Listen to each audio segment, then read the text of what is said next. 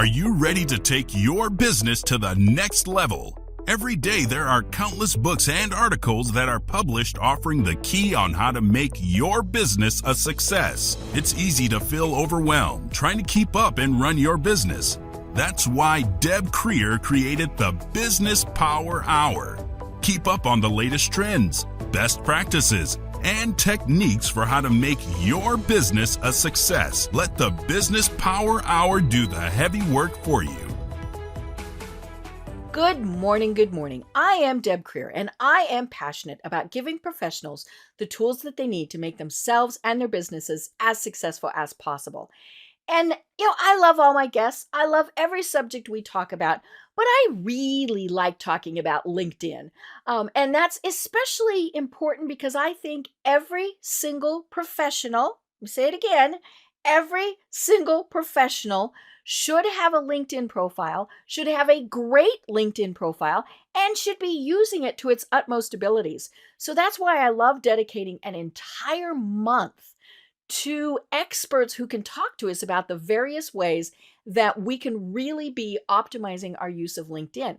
So please join me in welcoming Jacqueline Grant to our program today. Good morning. How are you doing today, Jacqueline?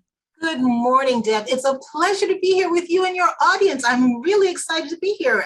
Thank you so very much for letting me share with your valuable audience. I love it. And we're actually both in Atlanta. It's always really funny. I love it when I have local guests on, even though we've never met in person, but we have to remedy that at some point. That's the way of the world now. I have most of my clients where I've never met them in person, but we know, like, and trust each other. Yep. And it's so funny that, anymore when we're in the same place, we still just do it virtual, right?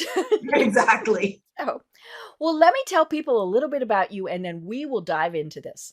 So Jacqueline Grant is founder and CEO of the Management Academy, LLC, serving entrepreneurs, small and large businesses, providing full-service business management and marketing consulting and professional development programs to promote personal growth and professional advancement. As a professional trainer, speaker, author, and certified project management professional, which is a PMP, Jacqueline possesses more than 20 years of experience and providing training to the corporate headquarters. We have a lot of these here in Atlanta for Home Depot, Chick-fil-A, Coca Cola, as well as A&T, Verizon, and HP, just to name a few. Jacqueline graduated from Syracuse University with a BA in psychology and is also a graduate of Capella University with a dual MBA in project management and IT management. She is also a LinkedIn strategist, and that's why we've got her on the program today. So again, Jacqueline, welcome. Thank you so very much. I'm excited. Great. Well, I always like to start the program, even during our LinkedIn focus ones, on asking my guests how they got to where they are today. So tell us about how you discovered that this is your passion in life. Well, Deb, that's a long story that I'm going to try to make very short. I am a multifaceted person in that I have a lot of different interests. I have a very creative, artistic side, as well as a strategic, analytical, mathematical, scientific side. And I had to become an entrepreneur so I could bring both of those together to just bring all my skills to the table in service to those that I work with. So when I was in corporate, I really hated just being pigeonholed into one aspect of who I was or what I could do. And I liken it to being like a fireman. If I see a fire over here and I can put out the fire, why can't I put out the fire? Right. I don't care that that's not my job. Exactly. So being an entrepreneur, I can bring all my skills to the table and I can really just dive in and serve my clients with everything that I am and all who I know. So it's not just me coming to the table, but everyone else like you that I know, so that I love to know a lot of different types of people. That's where LinkedIn really came into being with me. I love to know a lot of different types of people so that whatever I don't particularly do that my client may need, I can say, I can't do that, but I've got someone for you. And so I love to know a lot of different types of people. And that's where LinkedIn comes into the being, because my business is made up basically like a triangle. I have the business management and marketing at, let's say, the bottom corner.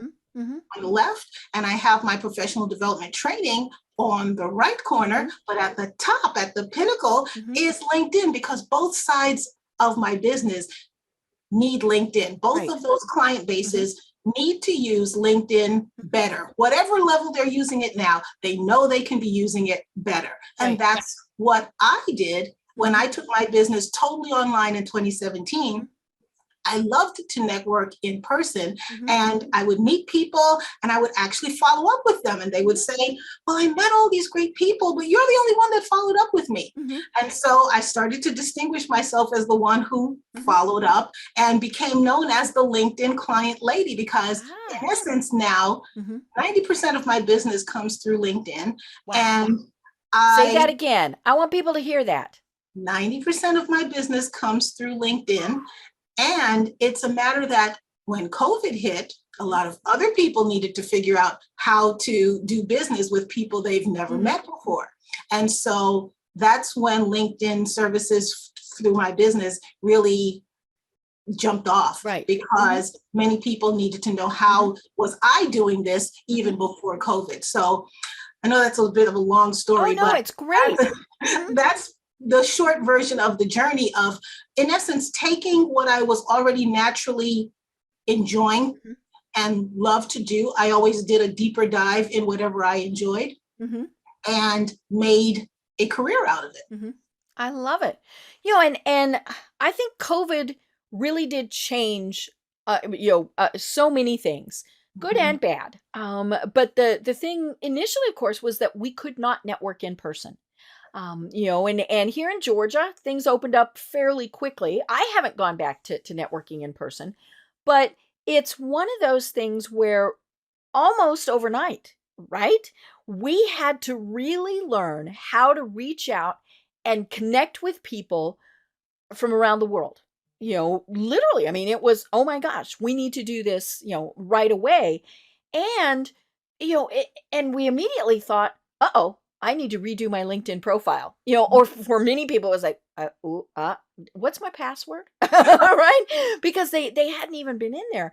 And, for people like you and I who are in there every single day, I always, I'm just amazed at that. I had somebody the other day on Facebook, of course. I posted something about LinkedIn, and he said, and now this is a business person. And he said, I don't use LinkedIn, waste of time. And my response was, oh, that's where I get a good portion of my business. And I'm like you, probably the vast majority. But the amazing thing was so many other people went, me too, me too, me too, me too, me too. And I don't think we changed that guy's mind, but that is still a perception for so many people. It either really works or it really doesn't. And so that's part of why we have this program for the entire month, is to show the skeptics why they should be using it, and more importantly, show the average normal users how they can ramp it up and really stand out. It's truly a gold mine, and it's free. And the things that I do and the strategies that I use are all free. It's all using your free LinkedIn profile. Right. And I do have a paid account, but that's so that I can see the features and things like that. But, I tell anybody, always, always, always, always, always try the free version first. Absolutely. I think LinkedIn says 85% of the profiles are the free profiles. Exactly. But I too use a paid version only to see who has viewed my profile in the last 90 days. And that's the only reason why I have that paid version, because there is value in that. And I use that as part of my strategy, but that's for my particular business and for my particular strategy. That's not something that I recommend for everyone right off the bat. And that's not part of my program strategy when I work with others as well. But the free version, if you're familiar, and you likely are, with Excel, Excel is a great program, but most people use it as a glorified adding machine. Whereas Excel is a robust software package that can do so many different things that most people don't even know about. And that's what LinkedIn is like, in my estimate. LinkedIn is powerful, it's robust, but few people use it to its extreme. Right. Yeah, anytime I talk with somebody about LinkedIn, I find something new. And which that's just, it's fun for me because I'm like, oh, I didn't know it could do that. And it's always a little tricky because the way LinkedIn does things with new features is not everybody gets them at the same time. So somebody might tell me, oh, hey, I can do this and this. And I'm like, oh, I don't see that feature. But because we use it so much, we do tend to get the features more quickly. We're kind of Absolutely. like their built-in beta testers, right? You're absolutely Mhm. right. That's totally true because I am what is called a LinkedIn advisor. So with LinkedIn, I am one of the people that they ask about new features that they're considering before they roll it out to the Right. entire LinkedIn Mhm. community. So I am one of those beta Mhm. testers or Mhm. those guinea pigs where they share features with me first before it goes out to everyone. Right. And also, I'm one of the first ones to get those new Mhm. features before it's rolled out to Yep. everyone. So that is a pretty fun position to Mhm. be in because they tell us, well, you can be aware of this, but don't tell anyone yet. Right. So Uh-huh. we're sworn to secrecy to be able to just say, it's coming, something's Mhm. coming. Cool new things. Yes. Well, one of the things it still seems like it's new, but it's really not. It's been around for quite a while. Are the LinkedIn live videos. I've seen them, I've been a part of them. I've never done one myself. And they are such a great tool. And so I really wanted to talk to you a lot about how we do these. So, first of all, just explain what they are for folks who just went LinkedIn Live. Uh huh. Well, let's first start off with where someone may be familiar already. If Okay. you've done a Facebook Live or you're familiar Right. with Facebook Hmm. Live, it's similar but not. It's Hmm. similar but different in Right. that it's similar where it is a live stream of a video. Hmm. However, that's probably where the similarities end. Right. In that, Hmm. LinkedIn Live, you need to have a LinkedIn broadcaster's license to Hmm. truly do a LinkedIn Live. Hmm. Now, there is LinkedIn live streaming, Hmm. which is slightly different. Right. Live streaming is where you can upload a video Hmm. and live stream it, or do a video and live stream it, but there are differences. So Okay. many people say, well, why should I go through getting the broadcaster's license, applying for the Hmm. broadcaster's license, which is free, Hmm. versus can't I just do a LinkedIn Right. Live? And there is a I'm difference. making notes because I don't have this. Well, one of the key things is that when you do your own live stream, Hmm. it is a live stream to a segment of your audience. Okay. So it goes on your feed, Hmm. it goes potentially to your connections, but of course, like even the LinkedIn post, it only goes to a segment of Right. your Yeah, because not audience. everybody sees everything. Not everybody Hmm. sees everything, but LinkedIn also does not give them access to even seeing Hmm. everything. So what typically happens is based on the response of the few who do see it, Hmm. if they like and share and comment on it, then it would be released to more people Right. within your Hmm. network and LinkedIn so goes, forth. ooh, this is popular. Let's let more people see it. Exactly, exactly. So you're already at somewhat of a deficit with a true LinkedIn live stream because only but so many people are going to see it, Hmm. unless it's something very interesting and it Right. just Hmm. gains in popularity. But with a LinkedIn Live broadcast, a Okay. formal official Hmm. LinkedIn Live broadcast where you have been approved as a LinkedIn broadcaster, Hmm. not only is that same scenario of a segment of your community is going to see it, Hmm. but LinkedIn will also promote it for you. So Ooh. if you have LinkedIn as a promoter, as an Hmm. advertiser, as a PR firm, That's pretty that's pretty good. good. Hmm. That's pretty good. So you have the opportunity to be able to have your video Hmm. exposed to a broader audience Hmm. in advance of your actual live stream. So Okay. you will schedule it Hmm. and you'll be able to have LinkedIn promoted on your behalf in Hmm. addition to you promoting it through Wow. your own network. Hmm. But wait, there's more. But wait, there's more. Woo. There's more. Would you like to know the 1-2 punch Yeah. of advertising on LinkedIn for free, for free, for free? Mm-hmm. Combining LinkedIn Lives Mm-hmm. with LinkedIn events. Oh. So if you've ever attended a LinkedIn Mm-hmm. event Mm-hmm. or you've done a LinkedIn event, you know on the left-hand rail of your profile, you'll see where different events are that maybe you've attended of others. Right. You can create your own. And Mhm. again, LinkedIn will promote that for you. And Ah. you can actually invite your connection. So as opposed to just hoping that they see it, Mm-hmm. you can actually directly invite your connections. They do Right. have to be your first level connections. So that's why it's good to have a good community Mm-hmm. of connections already, Right. because you can only invite your first level connections Okay. directly. You can send them an invitation. Mm-hmm. You can write up whatever you would like to say, Mm-hmm. give a description of what your show is going Mm-hmm. to be about or your event. But here's the thing, LinkedIn will cross promote both of them. Ah.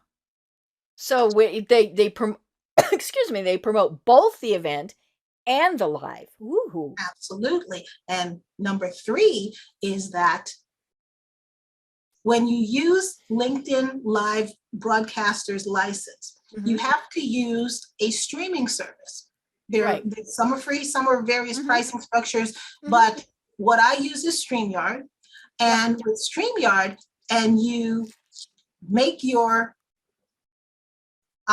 post for your live stream when you schedule it. Mm-hmm. Now StreamYard promotes it as well. Ah. And now StreamYard now promotes it within LinkedIn because Mm-hmm. LinkedIn and any of the streaming services that Right. are It's a partnership. is a Mm-hmm. partnership. Mm-hmm. So there's that third level of Mm-hmm.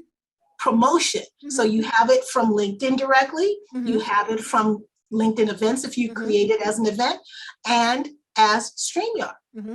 So that's the trifecta of Right. promotion. Cool. I love it.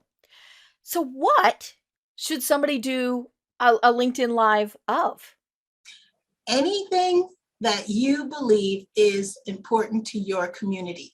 And it can be something that you're particularly interested in and you can gain a new community, or if you already have a community, Mm-hmm. you can ask them. That's Mm-hmm. go figure. You Mm-hmm. can ask them what they would like to see from you. And that would be a great way to get direct feedback to be able to know what they want. And if Okay. you can provide that service, Mm-hmm. great. Mm-hmm. If you can be the host Mm-hmm. and be that curator of experts Right. on Mm-hmm. those topics, Mm-hmm. then you are seen for your authority and your credibility, being able to share your platform with other experts and bringing value to your audience. Cool. Now, anytime we talk video with people, they freak out. Oh my God, lots of equipment, lots of expensive equipment, all of those things. I'm guessing you can do these using, say, your smartphone. This little gadget right here is pretty smart. Mm-hmm. I will tell you this, Deb. I actually, my major in undergrad was psychology, but my minor Right. was Mm-hmm. communications. Okay. And I actually studied TV, radio, broadcast. Ah. Mm-hmm. So with the broadcasting background, Mm-hmm. I know what equipment we used to be trained on. Right. The big cameras The on big your cameras, show. right? Yeah, there's a reason that you had cameramen. Those Exactly. cameras were 30 pounds. Exactly. And all the technical editing bays. I mean, tremendous amount of equipment, the Grass Valley switchers and all of that now can be done right here. Mm-hmm. Right. And so it's a brave new world out there. Right. That if you just dip your toes in the water, practice, give it a try, all those creative juices that have likely been in you of wanting to do certain things and not knowing how, that has shortened tremendously. Right. Right. And I have people who ask me, about expense of doing podcasts. And obviously, and people can do them from their phone. The quality on that might decline just a little bit, but phones are getting so good that it's really very comparable. But I've got a mic, I've got a separate camera. I don't use the camera that is built into a monitor or anything like that. And that's pretty much it. I mean, and so the expense again is under $200. And so it's not something that is cost prohibitive. Now, the tricky thing, of course, with my podcast is that I can edit it. It is not live. And so when you're doing a LinkedIn live, I'm assuming it really is live, right? So if something, the cat comes wandering through, everybody's gonna see the cat come wandering through. I'm giving you the wink, wink, wink because Mm-hmm. yes, originally they needed to be live, Mm-hmm. but now you can do live on demand Ah. where you can take a video that was previously recorded Mm-hmm. and launch it as a live. Ah. So I could, and I might actually have my broadcaster's license because I do, I did get one of the third party. I've signed up that way, so I think I have everything in place, and I just haven't done it. So I could take the video from our podcasts and launch them as LinkedIn Lives. Absolutely. Ooh, If cool. you go into StreamYard and creating a new broadcast, there are two options. One as a new live broadcast and one as a rebroadcast. So you would upload a recording and it would launch as a broadcast. Cool. I like that. And the nice thing about the popularity of things like this is we expect that they're not going to be absolutely totally perfect. We're not talking Oscar-worthy type of things here. People, they're fine with the fact that, oh my gosh, you might drop your camera in the middle of it, or the cat might come wandering through. So I think that's, I always want to encourage people who just went, I can't do that because, you know what? It's okay. We expect people to be human and to kind of have some of those little idiosyncrasies in there. Now, that's, it still needs to be professional, folks. We're not talking about you're getting too carried away. But, it is something to think about is this doesn't have to be absolutely perfect. Actually, that makes you more authentic and more real for the audience to develop the know, like, and trust factors because they need to know you, like you, trust you to be able to engage with you or to do anything with you or even to tune in from week to week. So that is very true and very important. And I was one of those because, again, from my your background was that you have to get it right and you have to read the script and you have to do it right. And I was not one who was on social media tremendously. I really, my show celebrated a year just a month ago. And so we're in our second year now. But prior to that, I was on LinkedIn developing relationships, but I was not doing videos. I was not telling everyone what I had for breakfast. I didn't think anyone cared what I had not on LinkedIn. No.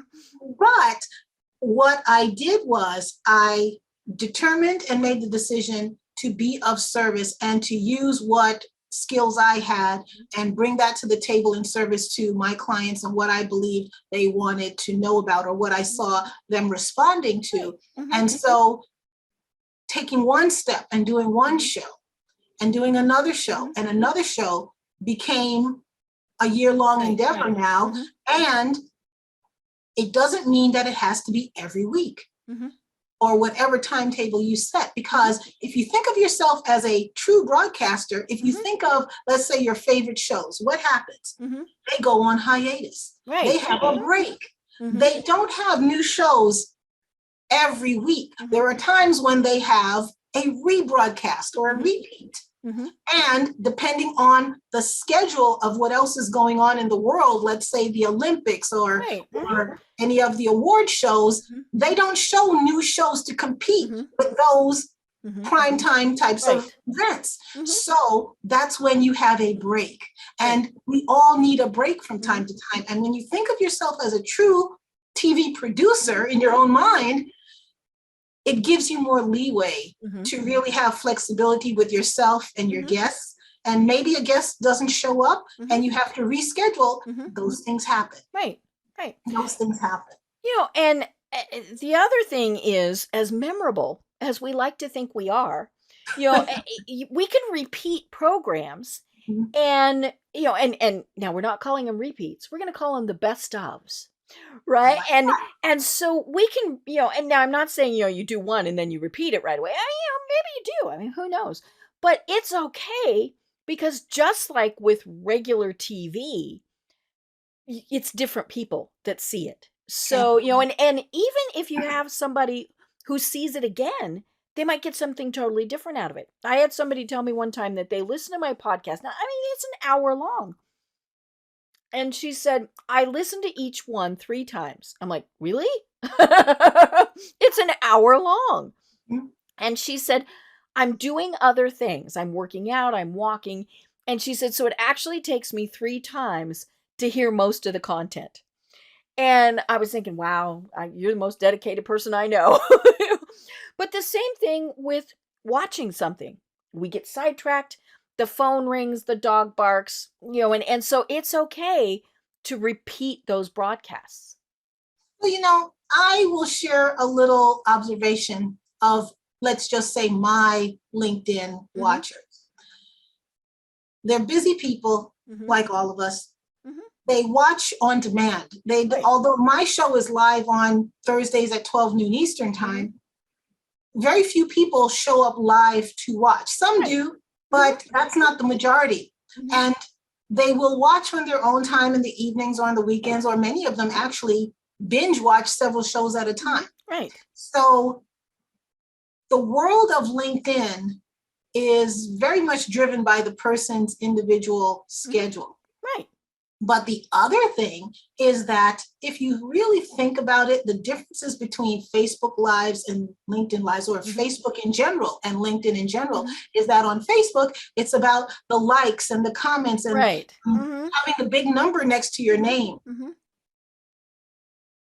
My perspective is related to LinkedIn. It's about quality versus quantity. Because which would you rather have?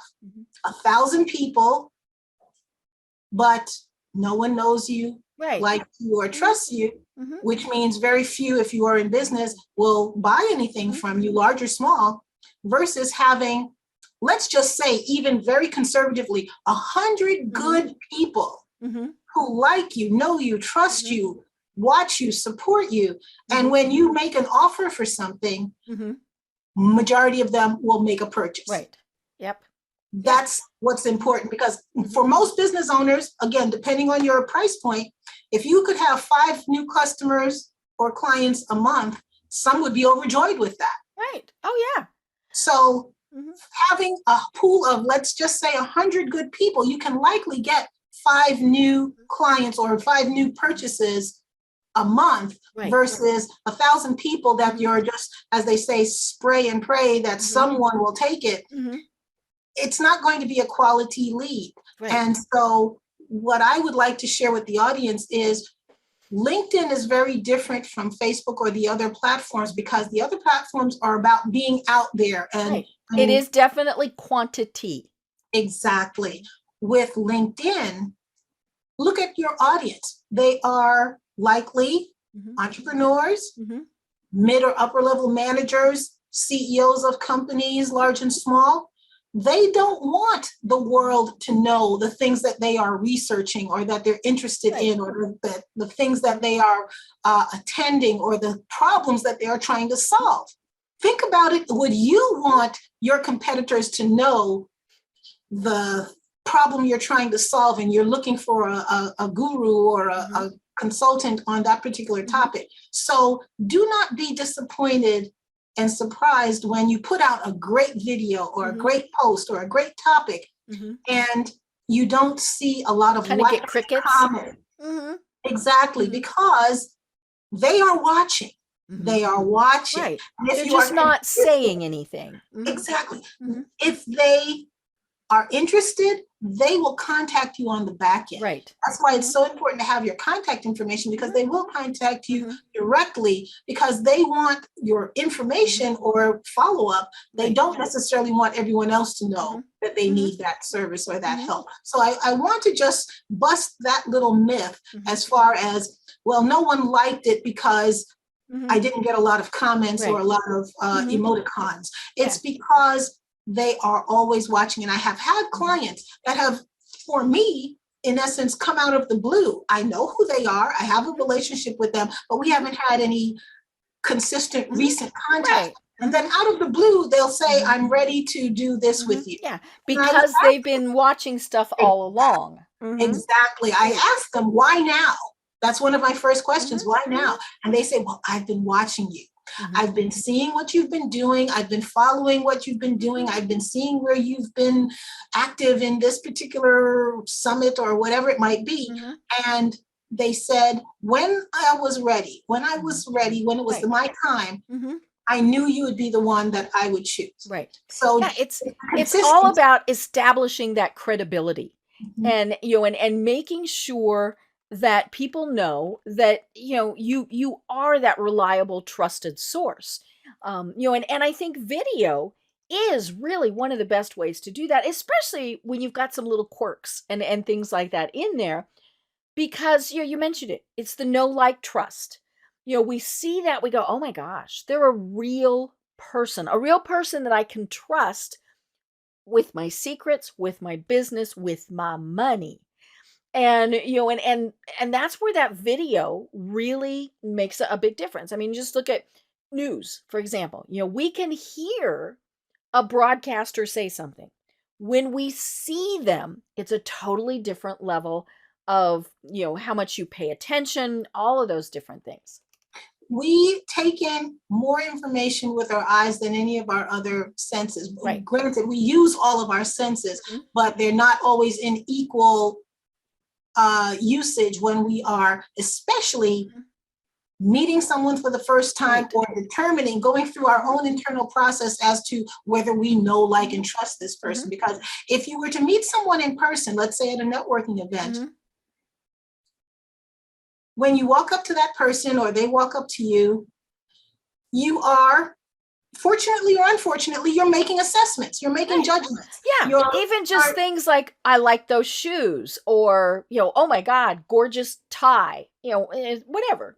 Exactly. And when they are, let's say, introducing themselves or they're talking to you, you're making judgments. Are they looking me in the eye or are they looking elsewhere? Are they more interested in getting on to the next person? Right. You're making all these judgments, and your feelings are telling you either check or no. And you may not necessarily know you're going through all these things, but you typically are. And so what I did in transitioning my business totally online is that I took the things that people would go through in an in-person experience and transitioned that into an online experience, so that what a person who would be coming as a potential client or customer would go through, they would get that on their LinkedIn profile before they ever had a conversation with you. And what benefit does that bring? It gets them more than halfway over the hump of getting to know you, like you, and trust you, so that when they do engage with you in a live event or a live circumstance, or even on a live Zoom call, they're just looking for confirmation of what they thought based on what they saw in your profile.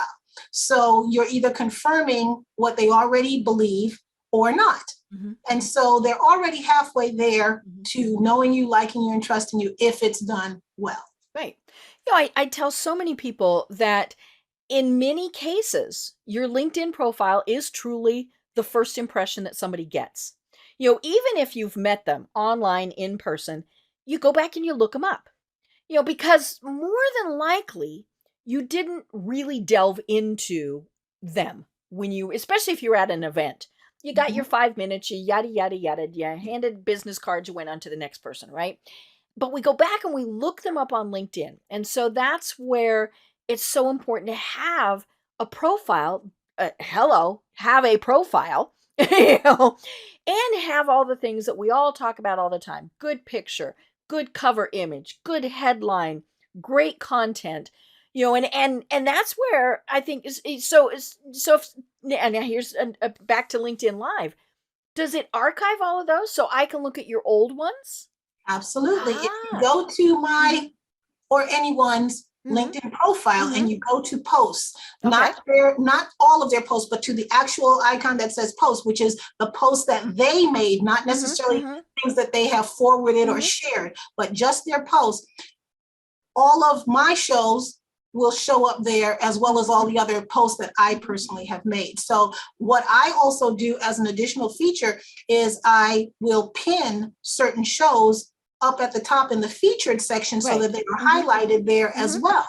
But every show that I do as part of that connection with StreamYard and so forth, it puts it into your feed. Right. I'm looking at one right now. It's great. Okay. And it subtitled it. So I love that. Absolutely, because most people are watching and multitasking, and so they don't want to have the audio on, but they can look at the subtitles and be able to get the content that's going on. Right. So, then my next question is, are these all talking heads? Or can we have guests? Can we have other people that are participating in them with us? Well, while I know a few things, I don't know everything. And I enjoy having really great guests on my show to be able to share their expertise as well. So what I can do, if you like, is give you a couple of tips that you can get your LinkedIn Live mindset going as to if this is an endeavor that your audience members would like to go through. I love it. Yeah.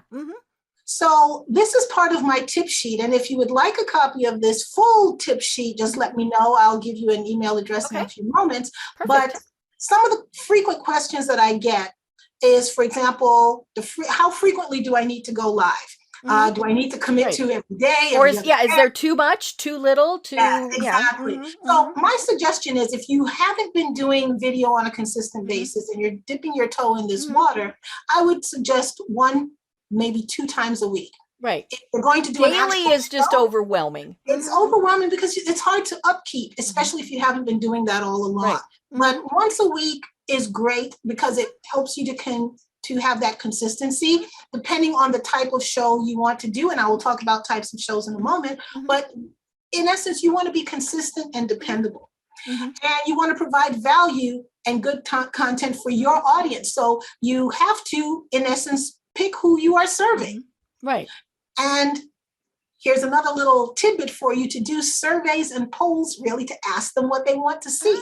And that poll might even bring in some people who are not connections of yours, because you'll post that and that will go out to the LinkedIn world. And other people who are not your connections could possibly be able to your poll and give you feedback, because you, as the poll master per se, the one who created the poll, you can see all the people who responded to your poll, whether they're your connections or not. Then you can also schedule in StreamYard and get promoted, as I said, in advance of your show. And you can also share it on YouTube and Facebook and any other social media platform if you like. And again, the cross promotion is tremendous, and it's all free. It's all free. And some of the things I also get asked about is branding. I have 11 different ways of branding your LinkedIn Live show. And of course, you've probably spent some time on your logo and your colors and so forth. But I'll use myself as an example. You see one of my programs here, LinkedIn Client Formula. You've got a nice background on your Zoom. Thank you. And I will tell you, I've gotten so many clients from just having this here. Because when I attend networking events, whether I am a speaker or not, even if I'm going into the breakout rooms and so forth, and they see this, most people need some type of LinkedIn help. Whether it's starting from scratch. Like you said, even those of us who use it fairly often. And so they all want to use it better. And when you're in a networking environment, LinkedIn, I've got to talk to her. I've got to talk to her. Or in the breakouts, what has happened many times is you'll meet someone in a different breakout and they'll say, you've got to meet that LinkedIn. I got to go introduce you. So it really is a lot of fun. And in one event, I got 9 new clients. Wow. Just from having this here. Right. And that's the nice thing. We're now using Zoom so much that we have finally figured out having the dirty laundry, the unmade beds, the kitchen cabinets behind us is not appropriate. And so, it's something to experiment with, because it is one of those things. Your computer has to have enough oomph to be able to process it. Otherwise we end up with the half-faced people and Or the the disappearing glowy people. hand, I like the the glowy disappearing people. head. Yeah, and so you have to have that, but at least be thinking about what it looks like behind you. Like I've got, for the people who are just listening, I have, I've thought through mine. I had a Zoom consultant that helped me with mine. And one of the things that I have is a retro microphone that says the business power hour. So people, doesn't matter what I'm doing on Zoom, people are like, "Ooh, tell me more about that." And same thing with what you've got. It says LinkedIn client formula. And so people are going to go, "Oh, that sounds interesting. Tell me more about it." Mhm. Absolutely. And being on brand is more than just the colors of your logo. But Right. if you notice, my chair is on brand, Mm-hmm. Mm-hmm. my jacket is on brand. Right. Mm-hmm. And those things you might say, well, what difference does that make? It may not It's a make a very difference to subtle you difference. personally. Mm-hmm. Right, exactly. It may not make a difference to you personally, but it makes a difference to your audience, because what I have actually had people tell me, Mm-hmm. most people won't express it or think through it enough to express it, but those who have said to me, when you came on camera, I just sighed a sigh of relief because it was very calming. Right. And to me, And it's kind of a subliminal thing mhm, where people go, "You're so organized there that you must be that organized all the time." very And same, with if I look at, say, your website, it's going to match. If I look at your LinkedIn profile, it's going to match. That consistency is so very critical. And I if I was see your unmade bed back there, I'm here. probably going to think, do I want to do business with this person? At least make the bed or put a screen up or do something, folks. Exactly. And there are different ways to take care of that. But I also want to share a different background that I use, Mm-hmm. which is an actual wall in my home office. Mm-hmm. And these are actual pictures Uh-huh. that are set up in this particular Right. way. Mm-hmm. But when I am meeting with someone where it's either the very first meeting and it's just kind of a get to know you chat, and I don't want them to feel or perceive that this is a sales call, Right. I'm trying to sell them something, I will use this. Mm-hmm. And again, the comments that I get is, "Oh, that's so soothing. Calming. That's so relaxing." Mm-hmm. Because I want them to be in a calm state Right. when we have our conversation. So as I say, the devil is in the details. It's about the details that make a difference, and they may not be important to you, Mm-hmm. but you are not dealing with you in business. You're Right. dealing with all different types of people who have all different types of learning styles and all different ways that they take in information. So some, of course, are more visually focused, but some are auditorily more focused. They want to hear certain things. So Right. having a good mic is important. You might not think it's a big deal, The but video can go up and down, but they better be able to hear you. Exactly. So I'm bringing all these things to light to share with you that you have to look at beyond what might be just important to you. So your logo, your banners, your pictures, your lighting. I think one thing that we all invested in this past 2 years are some type of ring light or some type of light. Yeah, you can see mine in my glasses. I hate that, but But that's par for the course, and we all know that you need to have good lighting, and it's not just lighting on the front end. This is my training coming in now. That's called a key light. That's the key light on your face. But you also, if you're using a green screen, an actual green screen, which is what I have here, is to have what is called a fill light. So you have to have a light on your green screen as well, or else you'll get the disappearing hands and the disappearing head and so forth, because there's not enough lighting. Even if in your computer or on your Zoom you're saying you don't have a green screen and it's compensating for that, you still need to have enough lighting to balance out everything. And of course, you can't wear green when you have a green screen. Oh, okay, I'm going to diverge.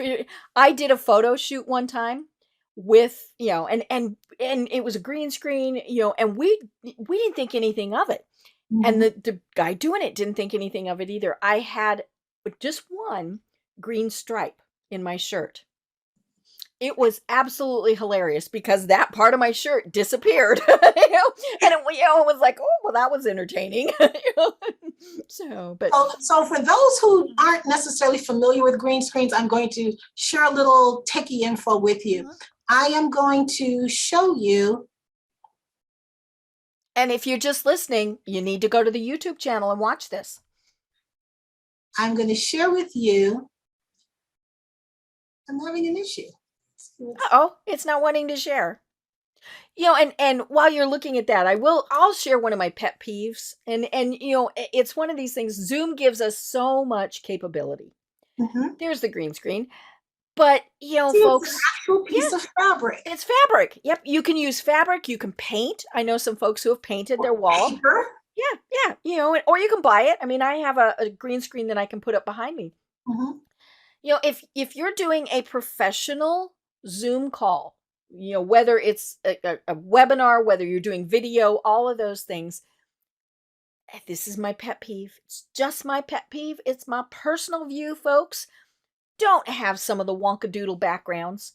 I don't need to think that you're at the beach. And Sit in a and chair. it's just kind of one of those things. And it's funny because I've done some where, like, University of Colorado alumni, in advance they send out backgrounds, and so that's fun. I've done birthday parties where they've sent out, and so those are fun. But yeah, if you're doing something professional, you might do that. Now, again, if you have something icky behind you that for some reason you can't get rid of, okay, use one of the things that Zoom sends, or obviously upload your own. I mean, that's the other thing, is it's pretty easy to be able to upload your own now. But yeah, think about, it's what you were saying before. Think about who is watching. What is the impression they're getting? And it's an overall 360-degree impression that you're making. Right. So you might not think that the unmade bed or the coffee cup in the Mhm. corner or something is a big deal, Mhm. but it makes an impression. And what is that overall Mhm. impression that you're making? Right. And as you say, if you are one way in this presentation, how will you be Mhm. working together? Right. And people look at the weirdest things. And I say that because I've done this. They look at what is in your background. When I talked with my Zoom consultant, one of the things she told me was it was too busy. And I Mhm. had, pretty sayings. I mean, there was nothing back there, but, and she said, nuh. She said, because people are going to look at that. So think about the times where we've been watching someone on, whether they're doing Zoom, again, a webinar, all those things, and they've got books.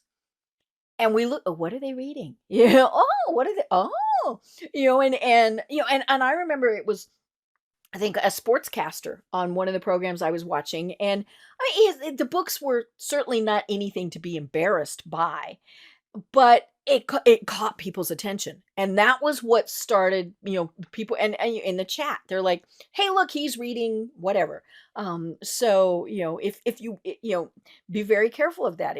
If you're an author, it's perfectly fine to have your own books back there, but, be careful about that. Well, I would like to share with you, Deb, something that I think your audience may be interested in. Cool. Would you like to know if you can even earn money while doing your show? Money? Wait. I have a visual aid. Ready? Yes.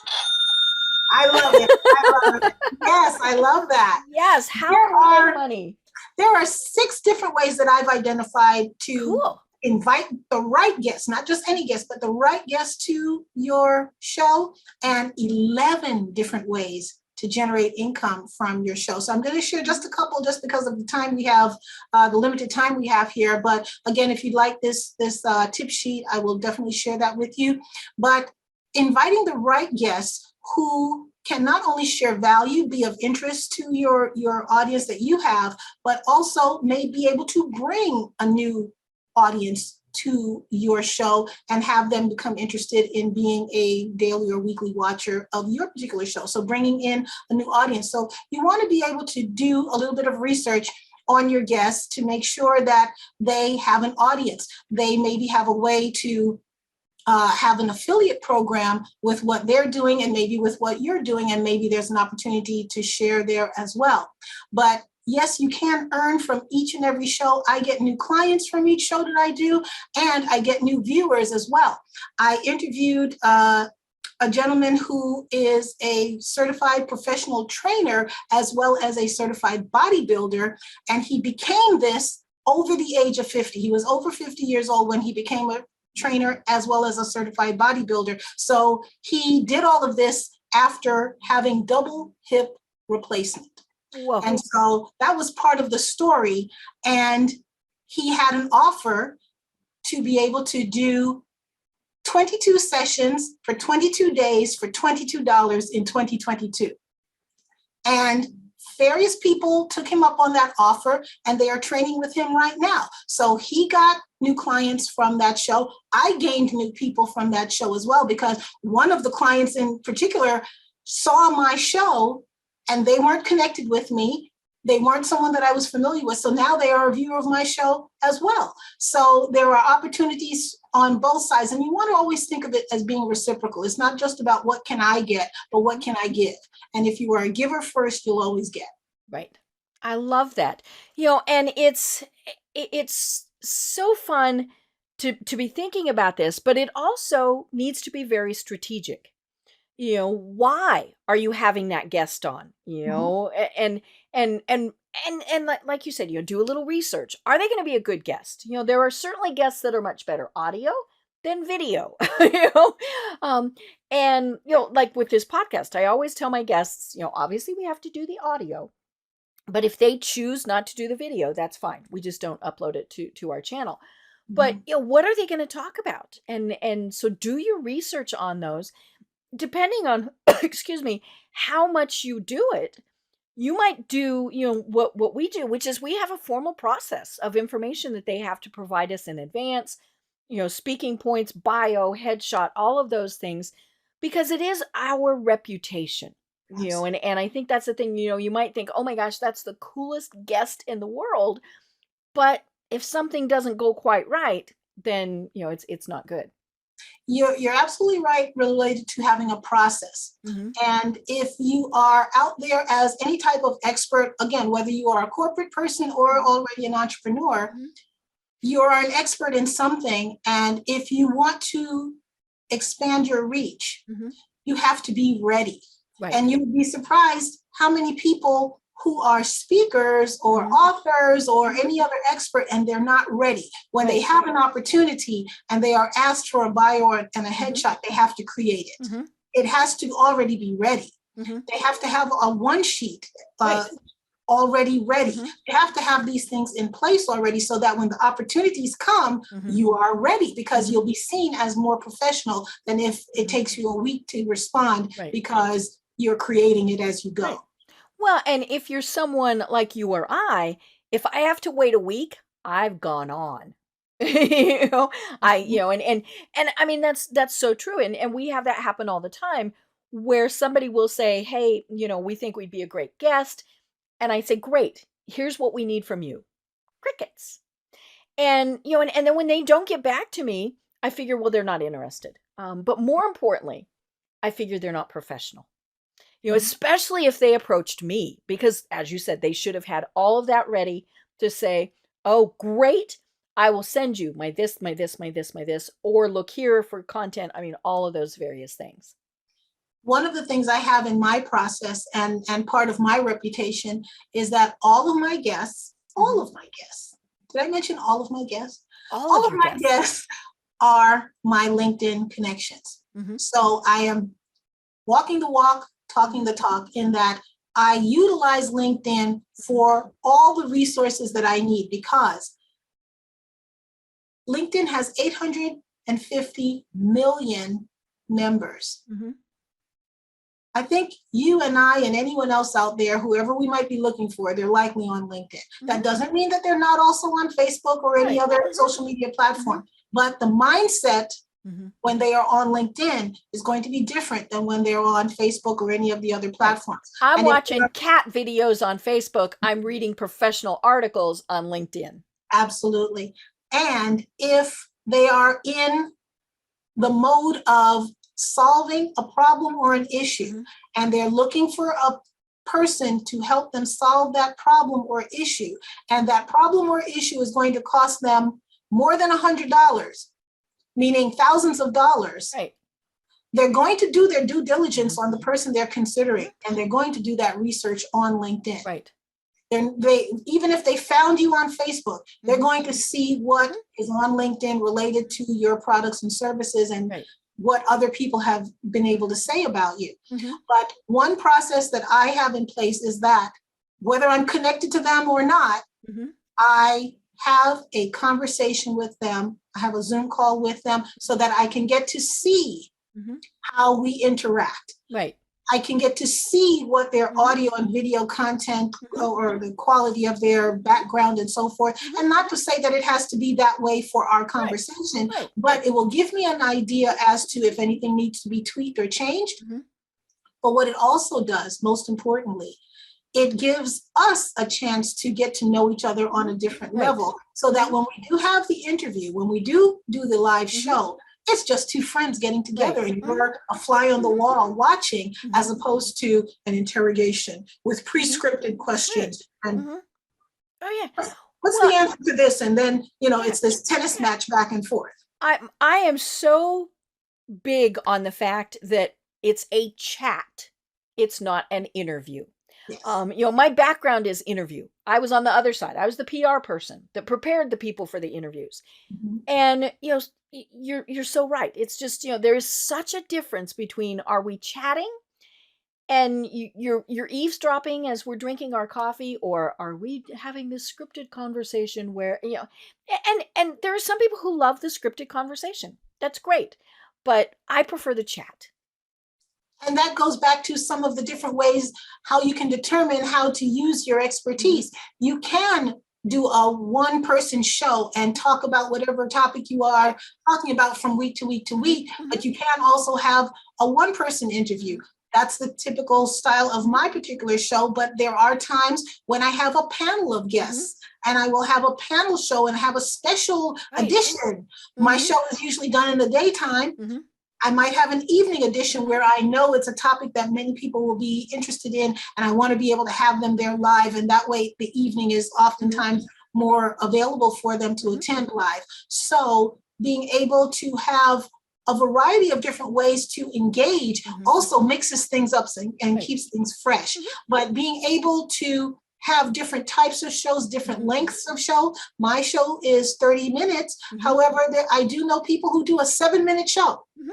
For very busy people, and others who have a 15-minute show, and like you have an hour show. So it's about what your audience wants. Exactly, and what you can maintain. Right. Yeah. Oh my gosh. Speaking of an hour, we're at the hour.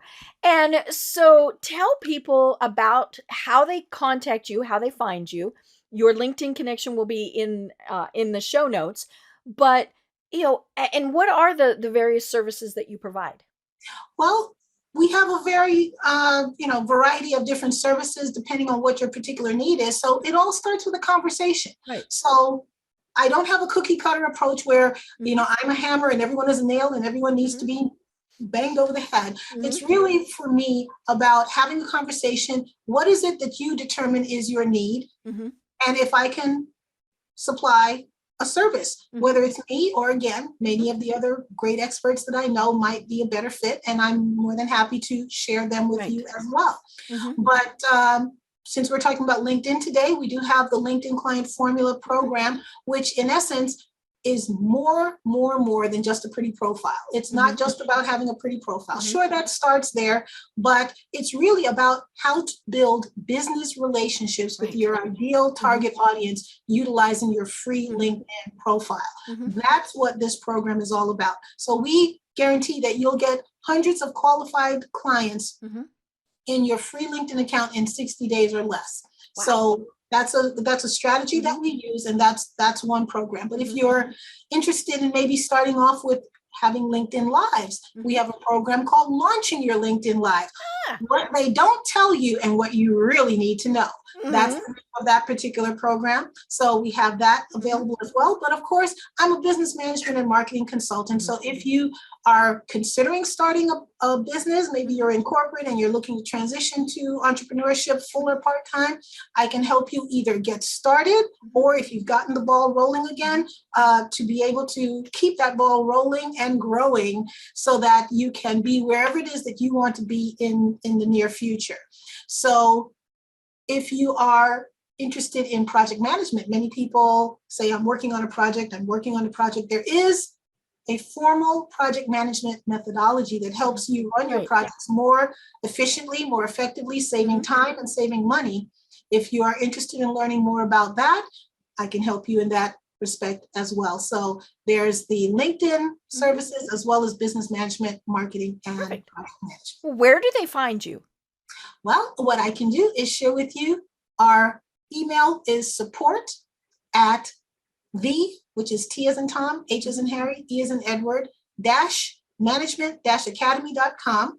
And you can send me an email there and put Deb in the subject line. Yay! And I will be able to get back to you with whatever your question or comment may be. And if you send me any type of correspondence through that email, I will provide to you, responding back with the tip sheet that I shared with you today, the snippets of the tip sheet. I'll send you the full version of the tip sheet related to LinkedIn and LinkedIn Lives. I'll send that to you as my thank you for sharing me with your wonderful audience, Deb. Perfect. I love it. I love it. Well, this has been a great discussion. Do you have any final thoughts that you want to leave everyone with? I want to share with everyone the fact that whatever you've been banging your head against the wall related to trying to find a solution to whatever that may be, the solution to your concern is always a person and a process. It's always a person and a process. You may or may not have the process, but you can always find the person on LinkedIn. Perfect. I love it. What great words to leave everyone with. I'm Deb Creer. I've been having a delightful discussion with Jacqueline Grant. And until next time, everyone have a great day. Tune in for our next program for even more trends, best practices, and techniques for how to make your business a success. The Business Power Hour, hosted by Deb Creer, is proud to be part of the C-Suite Network.